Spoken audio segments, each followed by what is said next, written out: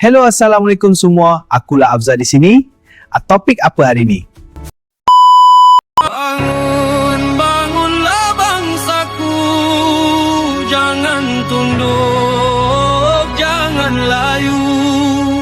Bangkit waris perwira dulu, darah. Assalamualaikum. Mungkin apa yang aku nak cakapkan ni buat ramai orang yang anti rasuah marah aku, dan mungkin ramai yang menyokong Najib akan memuji aku. Tapi macam ni lah. Okay, first kita kena tahu kronologi bagaimana Najib boleh terlepas ke dalam. Okay, apa benda yang berlaku tu sepanjang tahun 2012 hingga ke tahun 2018 di masa pentadbiran dia. Okay, itu yang berlaku di zaman dia. Tapi dia dihadapkan, sabitkan kesalahan zaman Tun Dr. Mahathir. Ya, betul ya, aku mengakui memang kami orang PH yang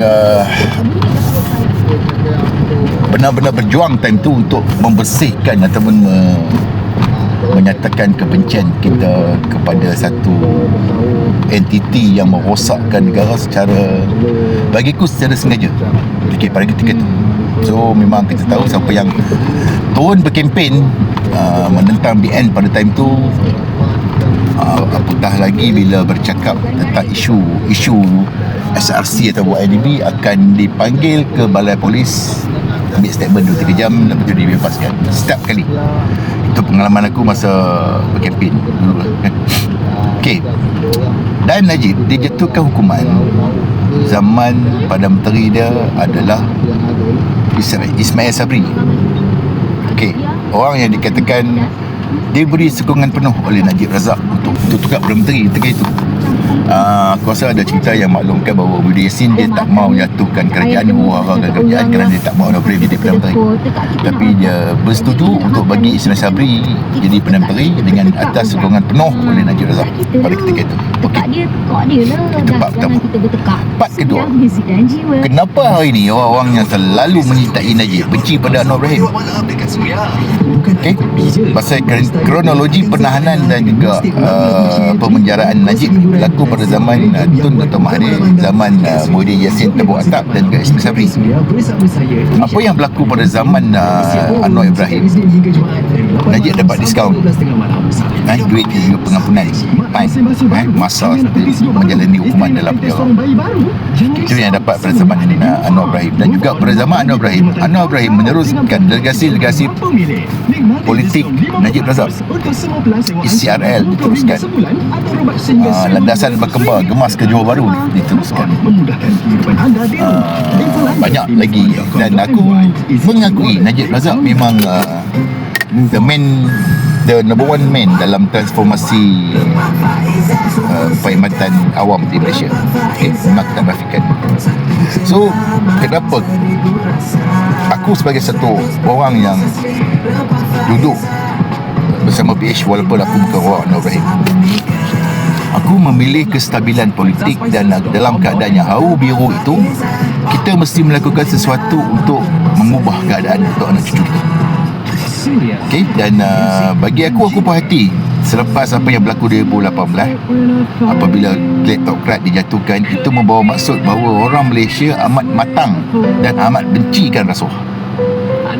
Dia bukan hanya macam setengah orang cakap kami terlalu bencikan Najib. Tak, kami bencikan perbuatan Najib, iaitu rasuah.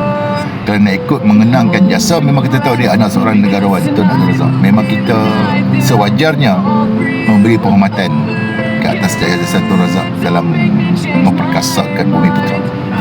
Tapi ini satu suara yang jelas bahawa kebencian terhadap PMX yang melampau yang dilakukan oleh setengah pihak yang kononnya mendukung keperjuangan Najib adalah tidak wajar dan tidak matang. Kerana apa hentam itu bukan polisi terdasar. Yang apa hentam itu adalah dendam, mengaitkan dia dengan keluarga, mengaitkan diri dengan ialah kes-kes lampau. Pasal kita nak bina negara ni ke depan, bukan kita nak bina negara ni ke belakang. So bagi orang yang faham politik ataupun orang businessman yang faham keadaan ataupun seorang pentadbir yang faham suasana pekerjaan, kadang kita berdepan dengan satu fenomena baru ataupun tempat baru untuk kita tadbir, dan selepas kita kena pasti ada masalah ataupun loophole yang menyebabkan kita gagal mencapai apa-apa target, syarikat tu gagal mencapai apa-apa target, seperti sales ke marketing ke apa ke, kita kena buat satu tindakan drastik. Kalau untuk membina satu syarikat yang rosak pun dia ambil masa, membina satu department yang rosak pun dia mengambil masa. Dia ada orang yang kena singkir, orang kena transfer, ada barang yang kena beli, ada barang yang kena stop kena beli, ada meeting kaji balik apa-apa benda. Dia ceritanya sama lebih kurang, walaupun mekanisme dia agak lebih besar. Membaiki negara dan membaiki syarikat tu, membaiki negara tu lebih teruk dan lebih besar daripada membaiki sebuah syarikat ataupun persatuan ataupun pertubuhan ataupun department di Malaysia ni. So aku rasa kena berlapang dada, kena lihat politik ni dia berkacamata yang jelas, jangan melihat politik ni dia berkacamata tempurung, hanya berpandangan sempit dan dengan sifat dendam dan tidak matang ni. Dia sebenarnya menjurus kepada ketaksuban yang buat perpecahan di antara Melayu ataupun adab-adab berpolitik orang Melayu ni semakin terhakis. So tu yang aku nak cakap. Sekian, terima kasih. Assalamualaikum. Bye-bye. Assalamualaikum. Like, comment dan share untuk manfaat bersama ya. Waris